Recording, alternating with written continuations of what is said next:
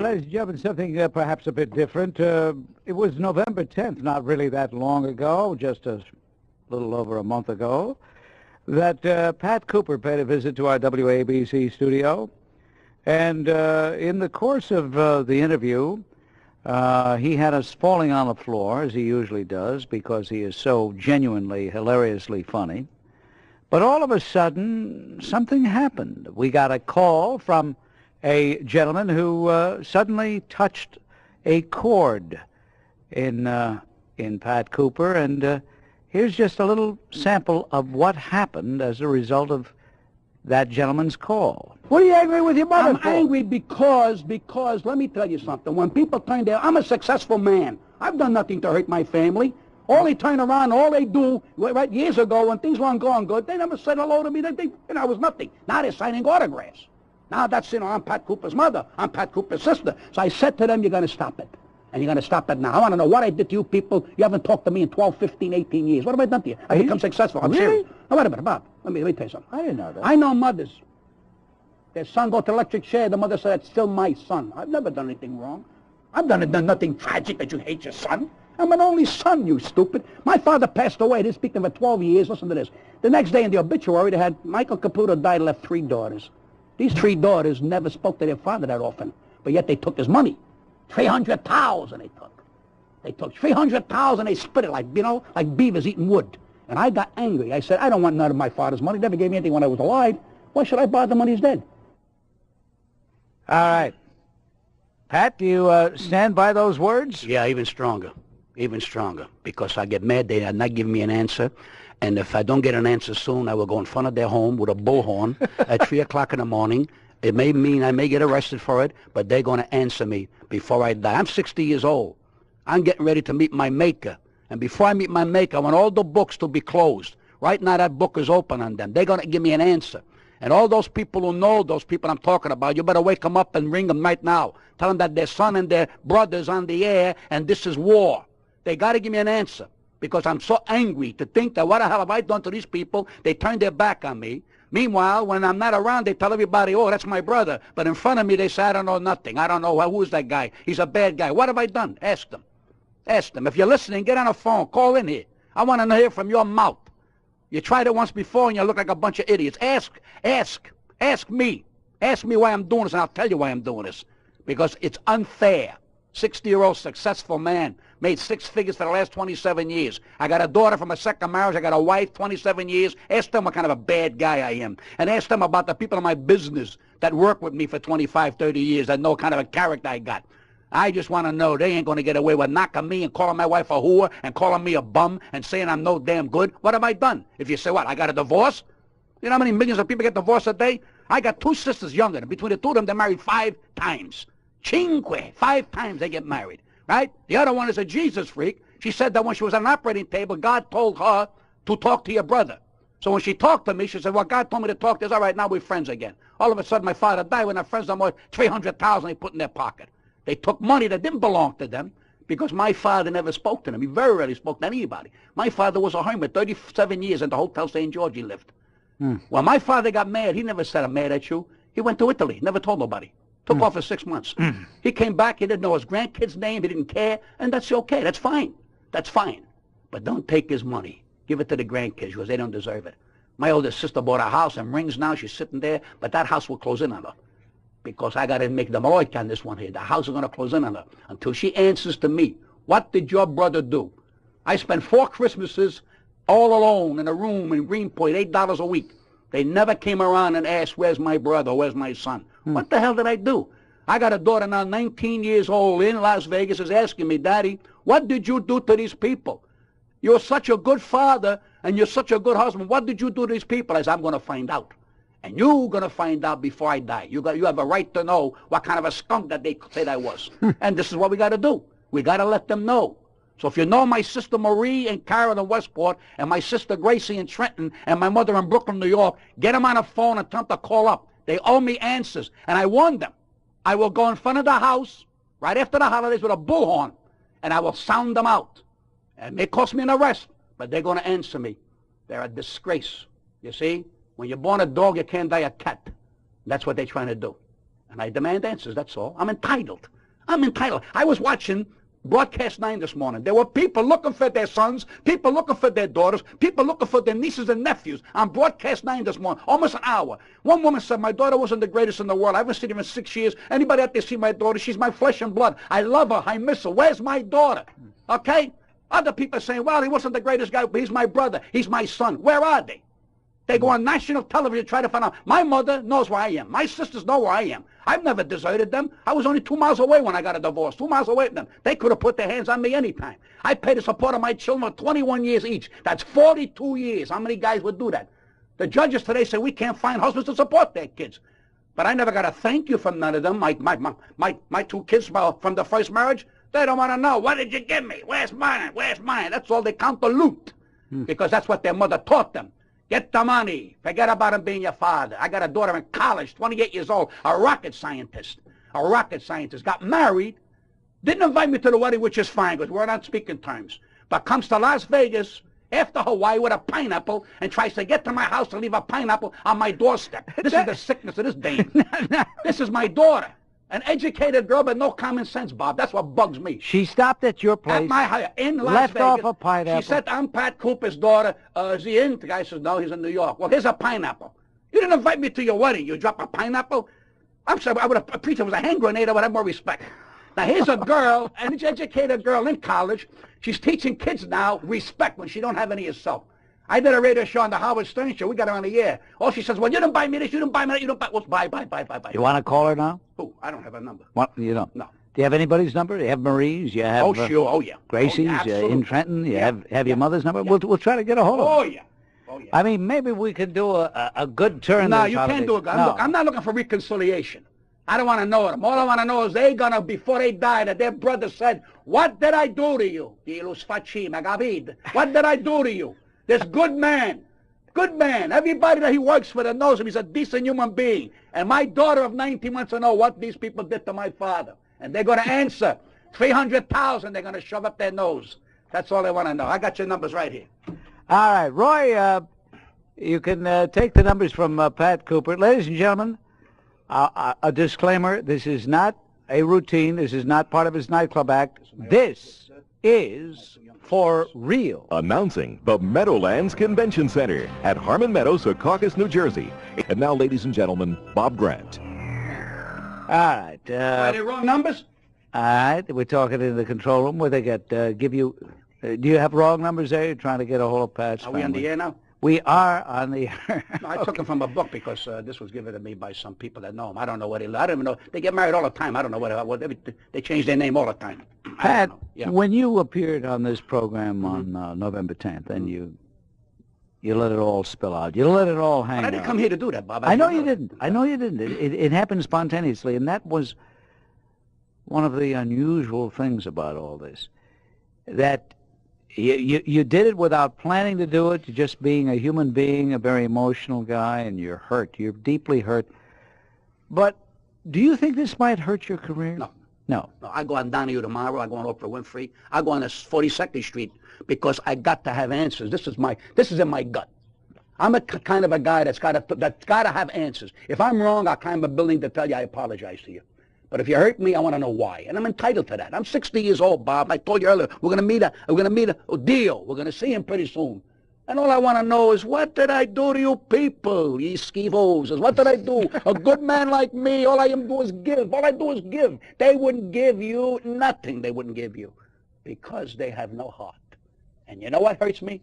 If they never bad rap me, I would have never said nothing. But they bad rap you. Call my wife a whore? What did my wife ever do to them? My wife is a lady. How dare you? Second time, what did they call her husband's wife a whore? They probably did too. These are not nice people. And they feel when you don't stand up to them, they got your buffalo. This is shaking them up. This has never happened to them. They are scared out of their shorts right now. Because now they got a man who's saying to them, you're going to give me answers. And they know they're going to give me answers. I want to see what stories they got to tell me. I didn't commit no murders. I didn't steal nothing. All I do is make a success of myself. I made a mistake, so we all make mistakes. I was a kid. I got married young. I got 2 kids. I supported them. The records are there in the family court. Whatever the judge told me, I gave. Never ran away. Never beat her for a dime. They try to arrest me every couple of days because, a woman scorned. They try to harass me. Couldn't do it. One of my ex-sister-in-laws jumped me on the street, tried to beat me up. You imagine it? Yes, my oath to God. My oath to God. On 62nd Street, I had an apartment there. I come out, she jumps in. Says, what are you doing to my sister? What am I doing? I got remarried again. So these idiots think they can control the world and they can control the law. That's right. That's what they do. So I had to fight that. So when I overcame that, it became a success. After they were putting me down all these years, I hurt them. You know what happened? You know what my father said to me? He said, you became a success to hurt us. What? Yes. You know why? You know why? Because my father used to tell everybody I was a jackass. Now, when I became successful, they said to my father, is this the kid you called the jackass? You ought to be ashamed of yourself. So my father figured I got successful, I put him on the spot. That's how they looked at things. Instead of saying, what a son I got. Look what this kid did from nothing. He come out of the toilet practically and made a name for himself and showed people what kind of character he had. Where did I get this character? They must have switched babies in the hospital because none of them look like me. None of them they never talk like me. All they want is give me. But when their brother and their son became successful, it killed them. My mother came to my house uninvited in Las Vegas. We were in New York. They were going to arrest her. She goes, I'm his mother. The guy says, there was no note here saying that his mother was going to show up. Okay? The second time, we became friendly. She went down there and my wife treated her like a queen. What do you think the first thing she said coming in the house? Where's the maids? Where's the maids? My wife cleans 15 rooms. What are you carrying on? What maids? Because you know something? It killed them. Because they ain't got a part of it. They had nothing to do with it. But they're going to answer me. And I demand answers. If you're listening to me, Grace, Carol, and Marie, and I wouldn't even call you mom. I'm going to call you lady. You better answer me. And I'm going to know why. Or I'll go in front of your house with a bullhorn after the first of the year. I'll make ensalada like you wouldn't believe. Because I'm hurt. I'm hurt. Pat, there's a message just coming in from Roy. Yeah, would not talk on, says we'll talk Your only sister Grace will not talk on the air, says she will talk only in private, doesn't like what he is doing. Okay. What does that tell you? What does that tell you? In other words, she wants to talk on hot terms. She wants to talk on hot terms so that she can con me if she thinks she can con me. But when we're on the air, the truth's got to be there because everything is on record. She don't want that. She wants to talk to me on hot terms. This is a woman who goes to church every week to talk to Jesus. She said, I found Jesus. I said, I'm sorry. I never knew he was lost. I said, I never knew he was lost, Gracie. I don't have to flaunt that. That's been in my soul for years. I don't have to flaunt anything I do good. She don't want to talk to me. They're scared. They are scared. She says she'd talk to you privately. I don't want to talk to her. I want to talk to her privately. You know what I got from her? Daddy died and left you nothing. I says, is there an orchestration with that? Daddy died and left you nothing? I didn't ask for nothing. My father died. I'm sorry to hear that he died. I said, my father was dead 12 years ago. Never saw the man. Never heard from the man. Man don't know, doesn't give a damn. And she told everybody in the family the man died destitute. That's what killed me. And they found out that he left $300,000 in trust to the 3 girls. And my mother, who's been divorced for 37 years, calls them up and says, do I get a piece of that $300,000? That's where the vulgarity is in this family. You see, I'm going to sever my relations with them, but before I do, they're going to let me know. Not on their terms, in private. Why did they come on the Bob Grant show? If I'm a big mouth and I'm turning around, putting my career on the line, as you thought maybe I might be doing, I'll put my life on the line. But I'm going to get some truth out of them. They don't like what I'm doing. You know why they don't like what I'm doing? Because they're scared. Because the truth. I got a brother-in-law who's married to my sister. My mother turned around and made special meat, special temperature meat. I got the lentils left over. I'm the son. I got leftover lentils while this banana there is eating the very rare meat and they're squeezing the juice out because he had maybe a minor ulcer. That's okay, but I'm the son, and only son, I want you to know, with 3 daughters. You know how many mothers say, this is my only son? I devour that man. What proudness of this man, what he has done. What he has done, we should be proud. We should touch him. Look at what they miss by being in my company. The greatness of my business, to meet some of the finest people in my business. But you know something? When you're born a stiff, you die a stiff. And they are all stiffs. Did she get Carol and Marie on? I'd like to hear these other rocket scientists.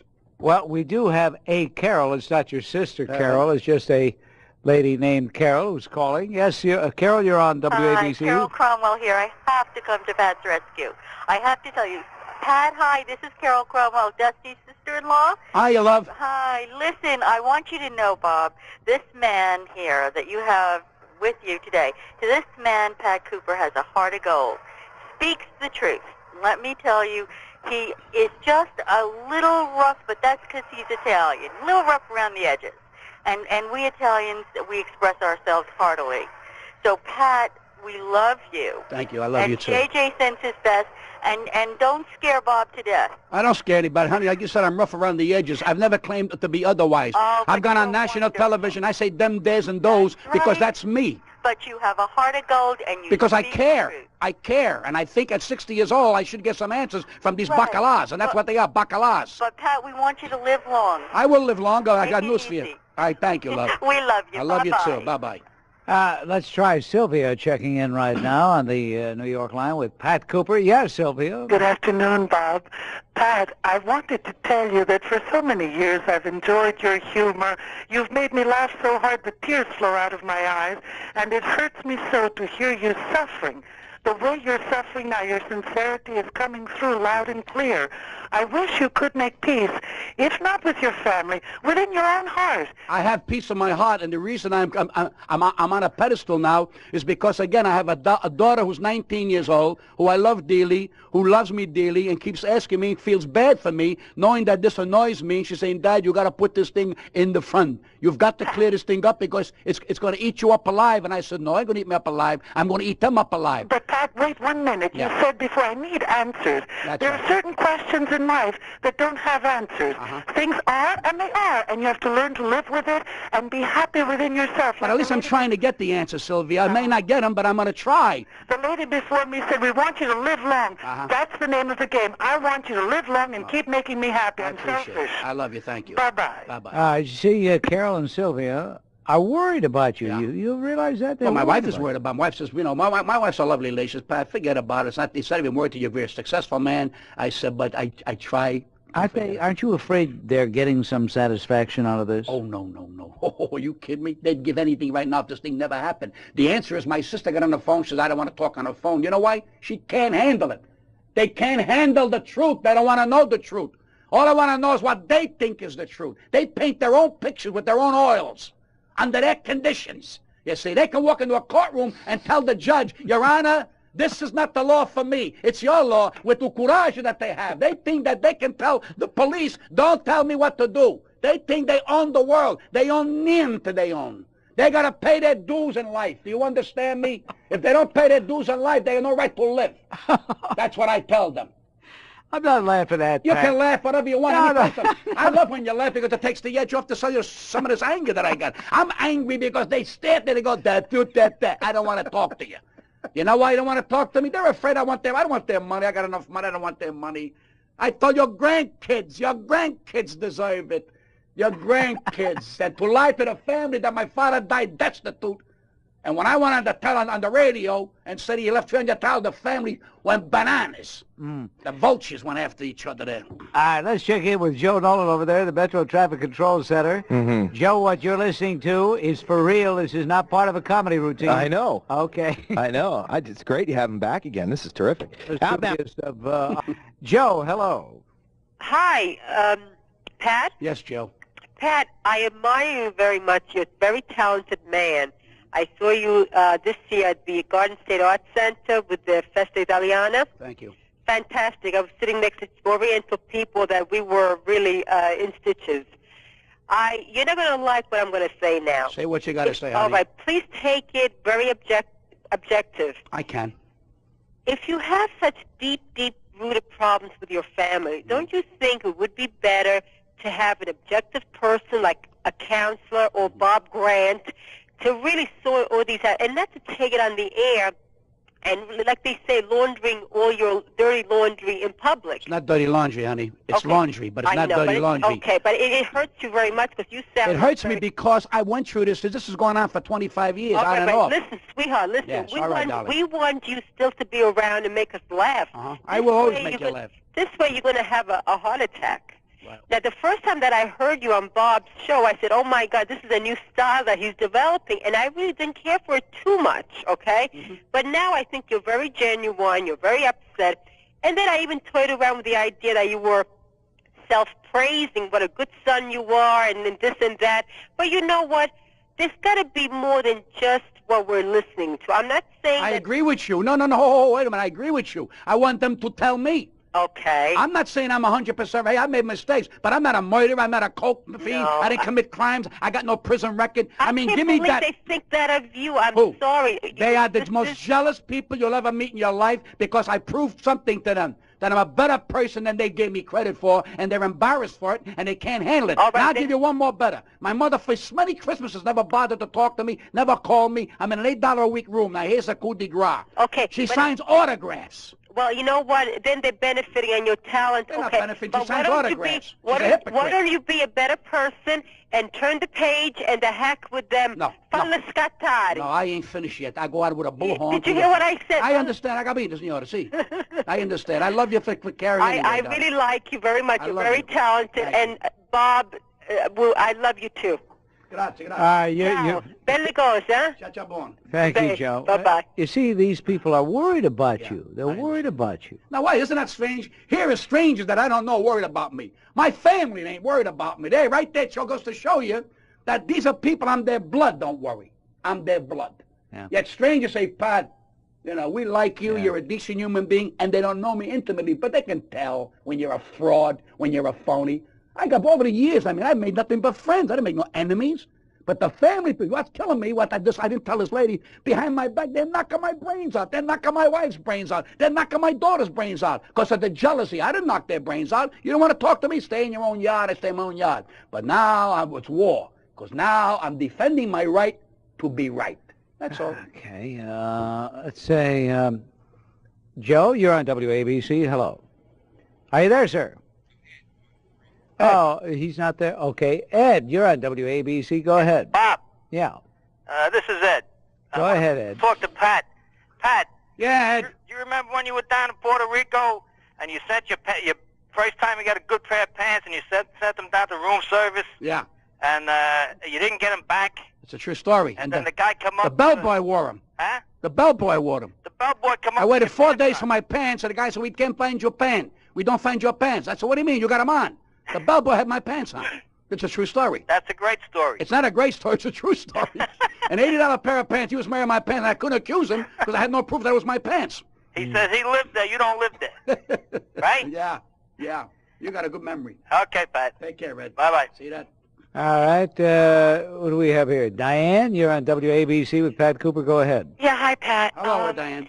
I heard you the other morning on a morning talk show. Howard Stern. You got it. I didn't know if I was allowed to say. You're allowed to say anything here. Bob's a very fair man. Could you tell me what your relationship is with your son now? Yeah, we're getting along much. In fact, I spoke to him yesterday. We were supposed to have lunch today, but I had to go to work early. We have a little communication there, and I'm going to tell you exactly what I said on the Stern Show. I said it's very difficult for me to be his father. It's very, very, very difficult. But I'm going to try to be his friend. Because 32-year-old man he is now, and it's very difficult to say, I love you, I care about you, I miss you. It's tough for me to do this, so please believe me. I'd like to be easy, to make it come out easy that way. But I tell you, he's going to be my friend. Did your mother or your sister say anything to you about this relationship being renewed? No. Because, what can they say? The man's 32 years old. He'll tell them to mind their business. You see? He will. He'll take it. Well, no, hey, I don't want to take sides. No. I don't want to go against his mother or his grandmother. That's not my point here. I'll talk to him. We'll get along fine. He'll ask me questions. I'll ask him questions. He'll tell me what was on his mind. At least he told me what was on his mind. Then I explained to him what was on my mind. We had some clean air here. He understood my situation. And he agreed with me in a lot of parts. He said, well, gee, I never thought that. Well, if you took the time.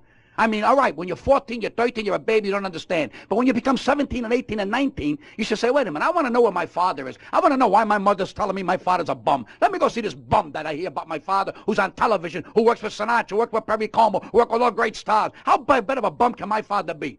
And I said, why didn't you say that, my son? And he said to me he was afraid. He was ashamed. He didn't want his grandmother or his mother to be angry at him. But finally he said, hey, I want to see my father. And we sat down a couple of times, and it's getting even better. And I'm happy about that. I really am.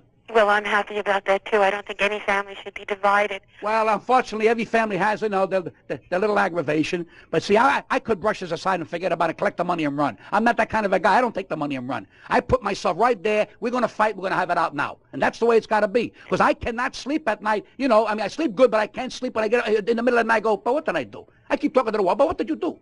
Can you come up with an answer? I can't come up with an answer. Did you kill somebody? I ask people, tell me, what did I do? What did I do? Well, how bad of a person I am? I can't get an answer. Because they're afraid. With your son, my sister goes to... when this comes to a head, will he be on your side? No. Oh, no, that'll never happen. I don't want him on my side or on his mother's side. I want him just to be in love with his mother, love his grandmother, love his uncles and aunts. It has nothing to do with me. What me and him have to do is between me and him. We are separated from that whole situation because I can never be friendly with these people anymore. I have no love for them. I have nothing but scorn for them. And what hurts me is my oldest sister, who's supposed to take the reins and lead the family. I'm the second oldest. All I hear from her, she goes, well, Jesus said to me, oh, Jesus only talks to you. How come he only talks to you? How come he never talks to me? A good guy. I said, how come he never talks to me? I'm a good guy. Because, you know, honey, I don't flaunt that. My Jesus in my soul, that's between me and him. In the dark, when I'm sleeping, I make my prayers between me and him. I don't have to put an ad in the paper like they do. You know, you can wear 9,000 crosses around your neck, honey. You know what you're going to wind up with? A bad back. That's what you're going to wind up with. Is your son married? No. He wouldn't have any grandchildren to have a relationship? Well, my daughter of 28 years old, she says, well, what am I going to tell your grandkids? I said, tell them they ain't got a grandfather because he never had a daughter. Why would you want to alienate yourself from your grandchildren? I don't want to. I'm not an alienate, honey. I'm not an alienate nothing. All they want from me, if I have a grandkid, is what do you put in the bank for the kid? They're money-oriented. Dollars, ordinary. That's all they think about. Give me the money. Did the check clear? That's all they know. They don't know from love. Do I hug you? Can I kiss you? Let me touch you. Where's my brother? 4 Christmases in a row in an $8 a week room. Where's my son? They don't care. They sat down. They ate nice and quiet. And nice and mangiare nice. Nobody asked me. When my sister ran away with a guy into Williamsburg, they called me up after 4 years. Can you find my daughter? I found her in 25 minutes. Bought her home. They never said thank you. Didn't speak to them for another 2-3 years. Let them tell you about that story. Okay. Well, I hope the new year brings you happiness. I hope the new year brings us health. Happiness I'll find. Okay. Thank you, Dad. Bye-bye. Thank you.